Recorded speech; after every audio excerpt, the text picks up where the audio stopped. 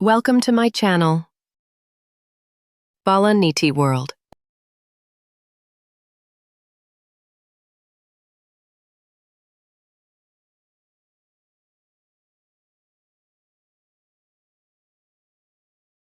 ఒక ఊరిలో వీర్రాజు అనే ఒక వ్యక్తి ఉండేవాడు. ఆయన మంచి ధనవంతుడు. పరువు ప్రతిష్టలకు లోటలేని జీవితం ఆయనది. ఆయన భార్య పద్మిని. వీరికిద్దరు కుమార్తెలు. మొదటి కుమార్తె పేరు మౌనిక, ఇక రెండవ కుమార్తె పేరు హారిక. ఇద్దరు బాగా చదువుకున్నారు.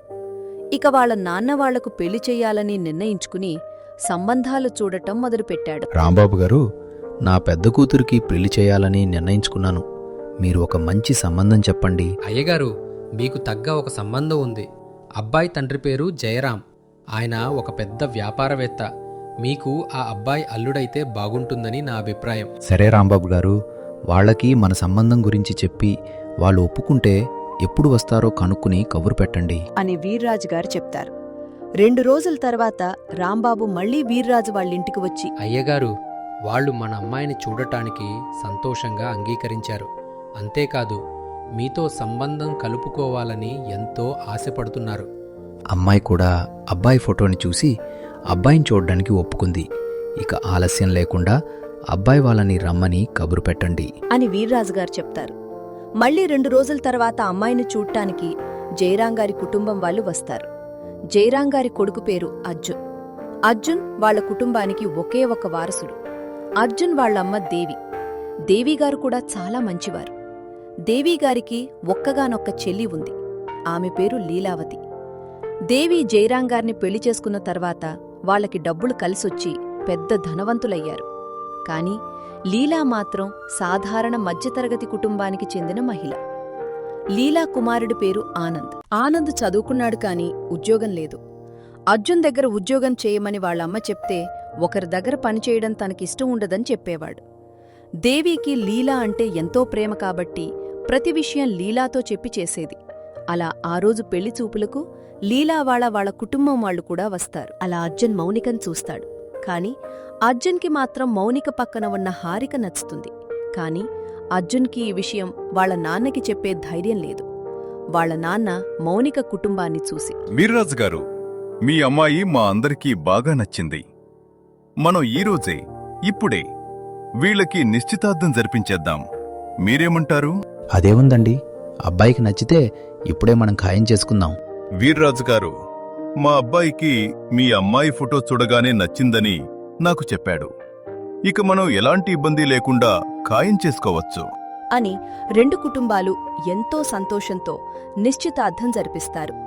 అదే రోజు ఆనంద్ హారిక దగ్గరకు వెళ్లి, మిమ్మల్ని చూస్తుంటే నాకెక్కడో చూసినట్టుగా అనిపిస్తోంది. మీరెక్కడైనా నన్ను చూసారా? లేదండి, నేనెప్పుడూ మిమ్మల్ని చూడలేదే. మీరు చాలా అందంగా ఉన్నారు. మీ పేరేంటి? చూడండి, ఇలా ఎవరైనా నాతో మాట్లాడారని అబద్ధాలు చెప్తే నాకు అస్సలు ఇష్టముండదు. మీ పని మీరు చూసుకుంటే బావుంటుంది అని హారిక కోపంగా చెప్పి అక్కడి నుండి వెళ్ళిపోతుంది. తర్వాత ఆనంద్, ఇక నుండి మనం బంధువులం అవుతాం కదా, అప్పుడు మాట్లాడకుండా ఎక్కడికెళ్తారు? అలా ఆనంద్ కూడా హారికని ఇష్టపడతాడు. అలా పెళ్లి రోజు దగ్గర పడుతుంది. పెళ్లి ముహూర్తానికి పెళ్లికూతురు ఇంకా రాకపోవడంతో అందరూ మండపం బయట ఎదురుచూస్తూ ఉంటారు. అలా ఎంతసేపు ఎదురుచూసినా మౌనిక రాదు. అప్పుడు వీర్రాజుగారు తన పరువుని కాపాడుకోవడం కోసం హారిక దగ్గరకు వెళ్ళి, హారిక, ముహూర్త సమయం అయిపోతుంది. మౌనిక తన స్నేహితురాలతో వస్తున్నానని చెప్పి ఇంతవరకు రాలేదు. పెళ్లికొడుకు తరపున వాళ్ళు నన్ను నిలదీసి అడుగుతున్నారు. ఇప్పుడు నాకున్నది ఒకే ఒక దారి. నువ్వు అర్జున్ని పెళ్లి చేసుకోవాలి అని వీర్రాజుగారు అడగ్గానే హారిక ఏడుస్తూ, నాన్నా, నేనిప్పుడే పెళ్లి చేసుకోను. దయచేసి నన్ను బలవంత పెట్టకండి. హారిక, నువ్విలా మాట్లాడతావని నేను అస్సలు అనుకోలేదు. మీ నాన్న మిమ్మల్ని ఏ లోటు లేకుండా చూసుకున్నాడు.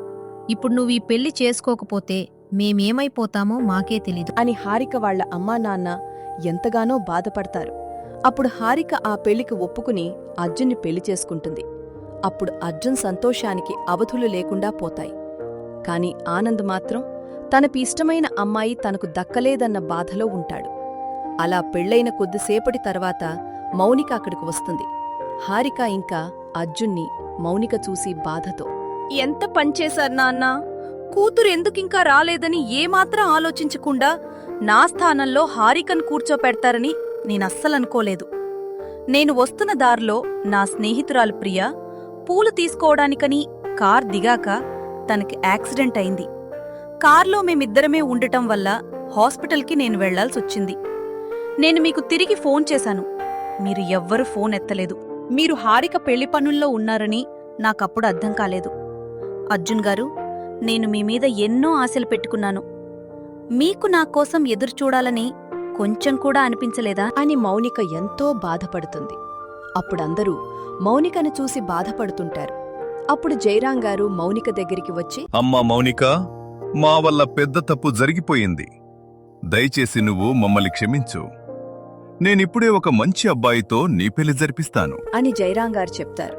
అప్పుడందరూ ఎవరా అబ్బాయి అని చూస్తుండగా జయరాం గారు ఆనంద్ దగ్గరకు వెళ్లి, ఆనంద్, నేనెప్పుడూ నిన్నేమీ అడగలేదు.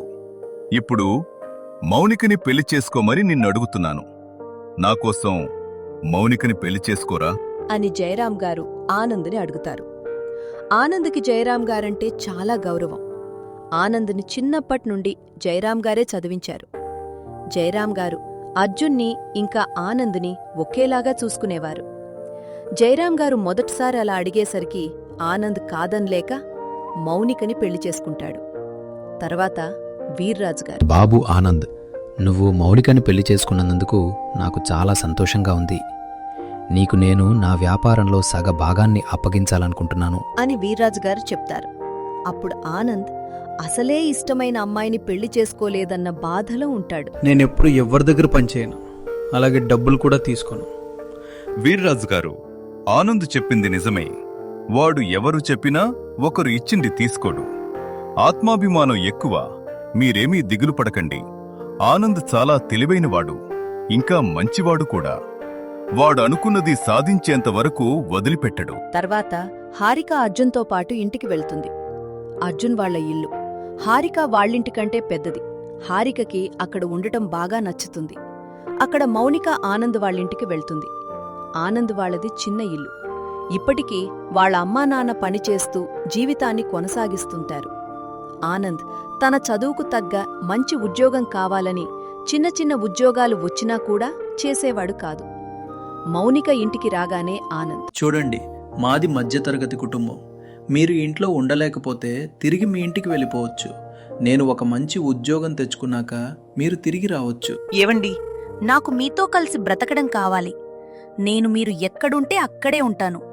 అలా మౌనికకి ప్రతి ఒక్క విషయంలో సర్దుకుపోవడం చిన్నప్పట్నుండే అలవాటు. ఒకరోజు అర్జున్ పొద్దున్నే రెడీ అయ్యి హారిక దగ్గరికి వచ్చి, హారిక, ఇప్పుడు టైం 9 అవుతోంది, నువ్వు నిద్రలేవాలి. ఇప్పుడు నిద్రలేచి ఏం చేయాలండి? నేనిప్పుడే లేవను, తర్వాత లేస్తాను. అమ్మాయి హారిక, లేమ్మా, ఇవాళ ఒక ఫంక్షన్కి వెళ్ళాలి. మీకు కొత్తగా పెళ్ళయింది కదా, అర్జున్ ఒకడే వెళ్తే బాగుండదు. త్వరగా నిద్రలేచి రెడీ అవ్వమ్మా. అత్తమ్మా, నేనక్కడికి వెళ్ళినా నాకు వాళ్ళెవ్వరో కూడా తెలీదు. నేను వెళ్ళి ఏం చెయ్యాలి చెప్పండి. అర్జున్, నువ్వెళ్ళిరా అని హారిక చెప్పి మళ్లీ పడుకుంటుంది. అప్పుడు అర్జున్ బయట వాళ్ళమ్మతో, అమ్మా, ఇవాళ నేను ఒక్కడనే వెళ్ళబోతున్నానని నాకెప్పుడో తెలుసు. పెళ్ళయ్యి ఇన్ని రోజులవుతోంది. హారిక ఒక్కరోజు కూడా తొందరగా లేవలేదు. ఇంట్లో వాళ్లతో ఎప్పుడు గౌరవంగా మాట్లాడలేదు. నేను ఇష్టపడ్డ అమ్మాయి భార్యగా వచ్చిందని చాలా సంతోషపడ్డాను. ఆ సంతోషం ఇప్పుడు అస్సలు లేదు అని చెప్పి అర్జున్ అక్కడి నుండి వెళ్ళిపోతాడు. ఒకరోజు దేవి లీలా వాళ్ళింటికి వెళ్తుంది. లీలా, ఆనంద్కి ఇకనైనా మన కంపెనీలో పనిచేయమని చెప్పవే. ఇప్పుడు వాడికి పెళ్ళయింది కదా, ఇప్పుడైనా జాబ్ చేస్తే మీరు ఎలాంటి ఇబ్బంది లేకుండా సంతోషంగా ఉండొచ్చు. అమ్మో అక్క, వారికి నేనస్సలు చెప్పలేను. చూసావు కదా, వాడి మామగారు ఒక కంపెనీలో భాగమిస్తానన్నా ఒప్పుకోలేదు నా బిడ్డ. అప్పుడే నేనేమీ అడగలేదు, ఇప్పుడేం అడుగుతాను చెప్పు. అయినా ఆనంద్కి ఒక మంచి ఉద్యోగం వస్తుందని నాకు పూర్తిగా నమ్మకం ఉంది. సరే, ఇవన్నీ పక్కన పెట్టి పద వెళ్ళి భోజనం చేద్దాం అని భోజనం తినడానికి వాళ్లు వెళ్తే అప్పటికే మౌనిక రకరకాల వంటలు చేసుంటుంది. దేవి అవి అన్నీ తిని ఇంటికి వెళ్లబోయే ముందు మౌనికతో, అమ్మా మౌనిక, నిన్ను చూస్తుంటే నాకు చాలా సంతోషంగా ఉందమ్మా. నిన్ను మేం చాలా బాధ పెట్టాం, మమ్మల్ని క్షమించు. సంతోషంగా ఉండు తల్లి. అలా భోజనం చేసిన తర్వాత దేవి దిగులుగా కూర్చుని ఉంటుంది. అప్పుడు లీలా, అక్కా, ఏంటి బాధగా ఉన్నావు? ఏమైంది? లీలా, నీకు బంగారం లాంటి కోడలు దొరికింది. నిజమే అక్క. రోజూ పొద్దున్ననగా పనికి వెళ్ళి సాయంత్రం ఎప్పుడో ఇంటికి వచ్చేదాన్ని. పొద్దున్న అన్ని పనులు చేసి పనికెళ్ళి మళ్ళీ తిరిగి ఇంటికొచ్చి అన్ని పనులు మళ్ళీ నేనే చేసుకుని అలసిపోయేదాన్ని. కాని ఇప్పుడు ఇంటి పనులన్నీ మౌనిక చేసేస్తోంది. ఒక్క పని కూడా నేను చెయ్యట్లేదు. మౌనిక వచ్చినప్పటి నుండి నాకు బాగా విశ్రాంతి దొరుకుతోంది. మౌనికను మేమే మా చేతులారా దూరం చేసుకున్నాం. ఇప్పుడు అనుభవిస్తున్నాం. ఏంటక్క ఏమైంది? హారిక ఇంట్లో సరిగా నడుచుకోవట్లేదా? అసలు హారిక నిద్రలేచేటప్పటికి ఇంట్లో పనులన్నీ అయిపోయి ఉంటాయి. పనులు చేయకపోయినా పర్వాలేదు, కానీ ఇంట్లో వాళ్లతో ఎప్పుడూ ప్రేమగా మాట్లాడదు. కనీసం మమ్మల్ని లెక్క చేయదు. అర్జున్ హారిక వల్ల తనలో తాను బాధపడుతున్నాడు. సరేలే లీలా, ఇప్పుడే ఆలస్యమైంది, నేను ఇంటికి బయలుదేరుతాను. మౌనిక ఇంట్లో వాళ్లందరితో మంచిగా నడుచుకోవటం వల్ల ఇంట్లో వాళ్లందరూ తనని సొంత మనిషిలాగా చూసుకుంటుంటారు. మౌనిక కూడా ఆ ఇంట్లోలో చాలా సంతోషంగా ఉంటుంది. మౌనిక అర్జున్ని ఇష్టపడినా అర్జున్ మౌనికతో ఎప్పుడూ ఇష్టంగా ప్రవర్తించలేదు. ఇక్కడ మౌనిక ఆనంద్ వాళ్ల కుటుంబం ద్వారా అర్జున్ గురించి పూర్తిగా మర్చిపోయి మెల్లగా ఆనంద్ని ఇష్టపడటం మొదలుపెట్టింది. అత్తమ్మా, నేను కూడా ఉద్యోగం చేయడానికి వెళ్దామనుకుంటున్నాను. నేను ఇంట్లో అన్ని పనులు పూర్తి చేసేసి తర్వాత వెళ్తాను. మౌనిక, నువ్వు బాగా చదువుకున్నావు. నీ చదువు వృధా కాకూడదు. నువ్వు సంతోషంగా ఉద్యోగం చేసుకోవచ్చు. ఇక ఇంట్లో పనులంటావా, అవి మనం కలిసి చేసుకోవచ్చు. నువ్వింకేమీ ఆలోచించకుండా ఉద్యోగానికి వెళ్ళమ్మా.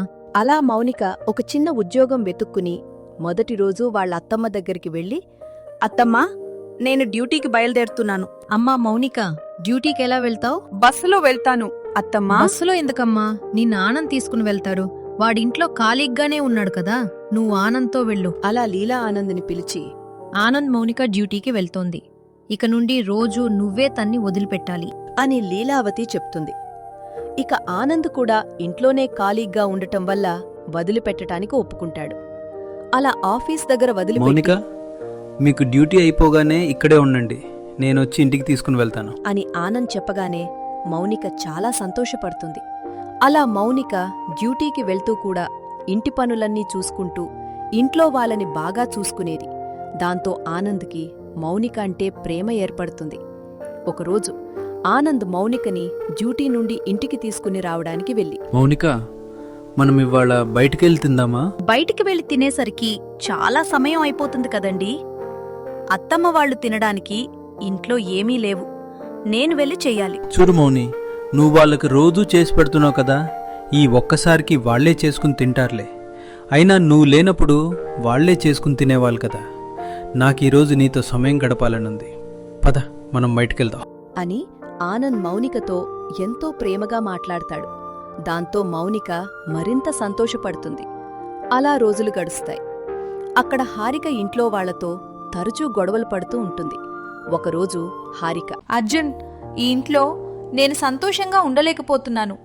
నేను మా ఇంట్లో ఉంటున్నట్టే ఇక్కడ కూడా ఉంటున్నాను, కానీ మీకెవ్వరికీ అది నచ్చడం లేదు. నేను మా ఇంటికి వెళ్ళిపోతున్నాను అని హారిక వాళ్ళింటికి వెళ్ళిపోతుంది. అలా వారం రోజులు గడుస్తాయి. కాని హారిక తిరిగి రాదు. అప్పుడు దేవి అర్జున్తో, అర్జున్, వెళ్ళి హారికని తీసుకుని రా బాబు. నువ్వు బాధపడుతుంటే మేం చూడలేకపోతున్నాం. హారిక ఇక్కడ తనకు నచ్చినట్టుండని మేమిక ఏమీ మాట్లాడము. తనని వెళ్ళి తీసుకునిరా అర్జున్. తర్వాత అర్జున్ హారికకి నచ్చచెప్పి ఇంటికి పిలుచుకుని వస్తాడు. అక్కడ మౌనిక, ఆనంద్ తనతో చాలా ప్రేమగా ఉండటం చూసి, ఏవండి, నేను మీతో ఒక విషయం చెప్పాలనుకుంటున్నాను. చూడు మౌని, నువ్వు నాతో ఏ విషయమైనా చెప్పొచ్చు. నువ్వు ఏం చెప్పినా నేను వింటాను. మా నాన్న మన పెళ్ళైన తర్వాత నా కోసమని ఒక 10 లక్షలు చెక్ ఇచ్చారు. మీరు ఆ డబ్బుతో ఏదైనా బిజినెస్ స్టార్ట్ చేయండి, మీకు తోడుగా నేనుంటాను అని మౌనిక చెప్పగానే ఆనంద్ ఒప్పుకునేస్తాడు. అప్పుడు మౌనిక, ఏవండి, సాధారణంగా మీరు ఎవరు ఏం చెప్పినా వినరు కదా, ఇవ్వాలేంటి నేను చెప్పగానే ఒప్పుకున్నారు? నాకేమీ అర్థం కావడం లేదు. చూడు మౌని, మా పెద్దనాన్న నాకెన్నిసార్లు ఉద్యోగం ఇస్తానన్నా నేను చేయలేదు. ఎందుకంటే నన్ను చిన్నప్పటి నుండి ఆయనే చదివించారు. ఇప్పుడు కూడా ఆయన మీదే ఆధారపడటం నాకు ఇష్టం లేదు. ఇక మీ నాన్న నన్ను వ్యాపారాన్ని చూసుకోమన్నప్పుడు ఊరికే వస్తున్న దాన్ని అనుభవించే అలవాటు నాకు లేదు. ఇప్పుడు నువ్వు చెప్తే ఎందుకు ఒప్పుకున్నానంటే నువ్వంటే నాకు చాలా ఇష్టం. నేను ఎలా మారిపోయానంటే నువ్వేం చెప్పినా నేను కాదనలేనంత మారిపోయాను. మనం ఏం వ్యాపారం చేద్దామో నువ్వే చెప్పు. ఏవండి, మనం ఒక చిన్న రెస్టారెంట్ని ఓపెన్ చేద్దామండి. నాకెలాగో వంటలు బాగా వచ్చు కాబట్టి వంట పని మొత్తం నేను చూసుకుంటాను. మిగిలిన పనులు మీరు చూసుకోండి అని వాళ్ళిద్దరూ నిర్ణయించుకుని ఒక చిన్న రెస్టారెంట్ని మొదలు పెడతారు. ఆ రెస్టారెంట్ కొద్ది రోజులకే బాగా సక్సెస్ అయ్యి మౌనిక వాళ్ళు డబ్బు కొరత లేకుండా సంతోషంగా జీవిస్తుంటారు. అక్కడ హారిక ఏమీ మారకుండా తన ఇంట్లో వాళ్లతో గొడవ పెట్టుకుంటూనే ఉంటుంది. అలా ప్రతిసారి అలిగి ఇంటికి వెళ్ళిపోతుంటుంది. హారిక ఇప్పుడు కూడా అర్జున్తో గొడవ పెట్టుకుని పుట్టింట్లోనే ఉంటుంది. అప్పుడు అర్జున్ దేవితో, అమ్మా, ఇక నువ్వేం చెప్పినా నేను వినను. గొడవైన ప్రతిసారి హారికకు నచ్చచెప్పి నేనిక అలసిపోయాను. ఇక హారిక తనంతట తానే వచ్చి బాగుంటే నేను తనతో కలిసి జీవిస్తాను, లేకుంటే నేను హారికను వదిలేస్తాను. తర్వాత హారిక అర్జున్ కోసం ఒక నెల రోజులు ఎదురుచూస్తుంది. అర్జున్ ఎప్పుడూ వారం రోజుల్లోపే వచ్చి నన్ను తీసుకెళ్లేవాడు. ఇప్పుడు నెల రోజులైనా రాలేదేంటి? అని కంగారుగా హారిక మౌనిక ఫోన్ చేసి జరిగిందంతా చెప్తుంది. అప్పుడు మౌనిక ఇంకా ఆనంద్ అర్జున్ దగ్గరకు వెళ్తారు. అర్జున్ గారు, మీరు ఎందుకు హారికని ఇక్కడికి తీసుకుని రాలేదు? చూడండి మౌనిక, నేనిక హారికతో ఉండలేను. నేను విడాకులు తీసుకోవాలని నిర్ణయించుకున్నాను. చూడండి అర్జున్ గారు, హారిక చేసింది తప్పే. దానికి ఇంత పెద్ద శిక్ష విధించకండి. మీరు రాలేదన్న భయంతో హారిక నాకు ఫోన్ చేసి ఎంతగానో బాధపడింది. తను మీరు లేకుండా బ్రతకలేనని నాతో చెప్పింది. ఇక నుండి హారిక మిమ్మల్ని ఇబ్బంది పెట్టదు. నన్ను నమ్మండి. మౌనిక గారు, హారిక అంటే నాకు చాలా ఇష్టం. తను ఎన్నిసార్లు నన్ను వదిలి వెళ్ళినా నేను మళ్ళీ తనని ఇంటికి తీసుకొచ్చేవాడిని. కానీ ఇలా ఎన్ని రోజులు చెప్పండి. అందుకే హారికకు తెలియాలని నేనిలా చేశాను. అంతేగాని నిజంగా హారికని వదిలేయాలని కాదు. అలా హారిక ఇంకా అర్జున్ ఒకరినొకరు అర్థం చేసుకుని సంతోషంగా ఉంటారు. అలాగే ఆనంద్ ఇంకా మౌనిక కూడా సంతోషంగా జీవిస్తుంటారు. ఈ కాగే కథలో అర్జున్ ఇంకా ఆనంద్ హారిక అందాన్ని చూసి తనని ప్రేమిస్తారు. తర్వాత మౌనిక మంచితనం చూసి ఆనంద్కి మౌనిక దొరకడం అదృష్టంలా భావిస్తాడు.